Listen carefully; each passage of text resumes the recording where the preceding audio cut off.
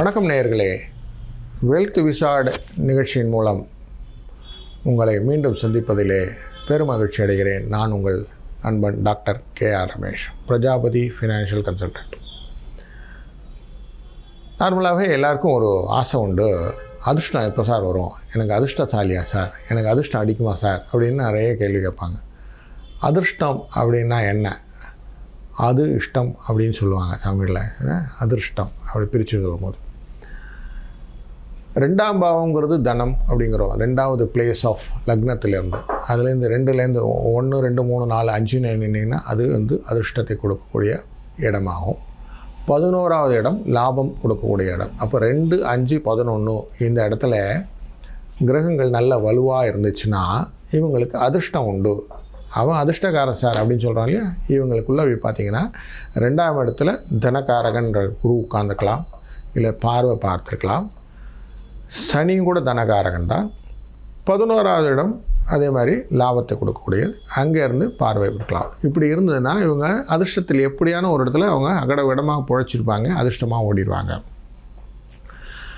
அதுலேயும் குரு எப்படின்னா நேர்மையான பணத்தை கொடுக்கக்கூடியவர். சுக்கிரன் எப்படி வந்தாலும் பரவாயில்ல, எந்த வழியில் வந்தாலும் பரவாயில்ல அப்படின்னு சொல்லக்கூடிய விஷயம்.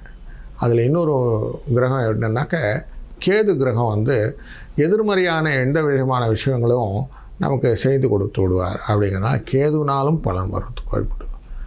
லாபஸ்தானத்திலே ராகு அமர்ந்திருந்தாலும் அவர்கள் பெரிய பணக்காரர்களாக அதிர்ஷ்டசாலிகளாக இருக்கிறார்கள் என்பதை பார்க்குறோம்.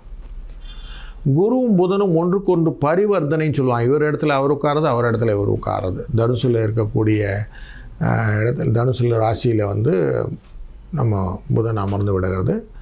அதே இடத்துல மிதுனத்தில் குரு அமர்றதில்லை, இல்லைனா கன்னியில் போய் குரு அமர்ந்து விடுறான்னு சொன்னோம். இதுவும் அதிர்ஷ்டத்தை கொடுக்கக்கூடிய ஒரு விஷயமாக இருக்கிறது. இந்த ஸ்பெக்குலேட்டிவ் ரிலேட்டட் மேட்டர்ஸில் சில இதெல்லாம் ட்ரீம் லெவன்லாம் பார்க்குறோம் இல்லையா, ரம்மி சர்க்கிள்லாம் சொல்கிறாங்க இல்லையா. இந்த மாதிரி விஷயங்கள் எல்லாம் கூட காசு பண்ணுறது அப்படின்னாக்க 2, 5, 11 தான் இந்த தொடர்பு. 2, 5, 11 தொடர்போட அதாவது எதிர்பாராத பணங்கள்லாம் வரக்கூடிய விஷயங்கள் அதோடு சேர்ந்தது. இப்போ புதன் நன்னா இருக்கணும். புதன்னா அந்த நம்பர்ஸ், அந்த நம்பர் சீட்டு கட்டெல்லாம் பார்த்திங்கன்னா நம்பரில் இருக்கும் இல்லையா, அந்த நம்பரில் கேதுன்னு சொல்லி பார்க்குறோம். கேது எதுக்கு சொன்னாக்கா, நம்ம அந்த சீட்டுக்கட்டில் இருக்கக்கூடிய அந்த குயின், அந்த கிங்கெல்லாம் பார்த்திங்கன்னா மிலேச்சர்கள்னு சொல்லக்கூடிய அந்நிய தேசத்தவர்களாக காட்டும். அப்போ அந்த மாதிரி விஷயங்கள் எல்லாம் அதில் இருக்கும்போது, இந்த கேது தொடர்பாக இருக்கும்போது இவங்க சீட்டுக்கட்டிலெல்லாம் வின் பண்ணிடுவாங்க இவங்க போய்ட்டு.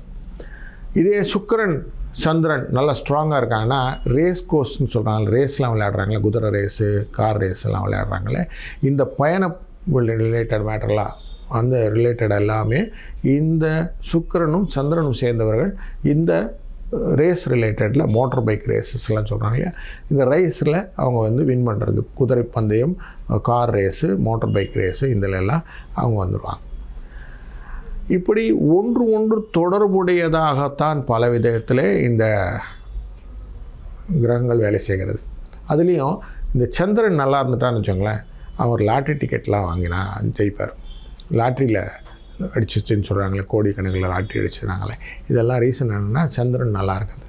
அது தாராபலம் சந்திரபலம் அப்படின்னு சொல்லுவாங்க. தாராபலம் சந்திரபலம் அப்படின்னு பலத்தில் இவங்களுக்கு பாசிட்டிவ் வாய்ப்பெல்லாம் கிடைக்கிறது வாய்ப்பு உண்டு என்ற அடிப்படையிலே இவர்களுக்கெல்லாம் அதிர்ஷ்ட தேவதை கூடவே இருக்கிறதுன்னு வச்சுக்கிறாங்க.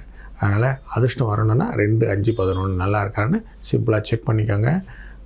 மற்ற ஒரு காணொலியில் மீண்டும் சந்திக்கும் வரை வாழ்க வளமுடன். இந்த வீடியோ உங்களுக்கு பிடிச்சிருந்தா லைக் பண்ணுங்கள், கமெண்ட் பண்ணுங்கள், ஷேர் பண்ணுங்கள், சப்ஸ்கிரைப் பண்ணுங்கள்.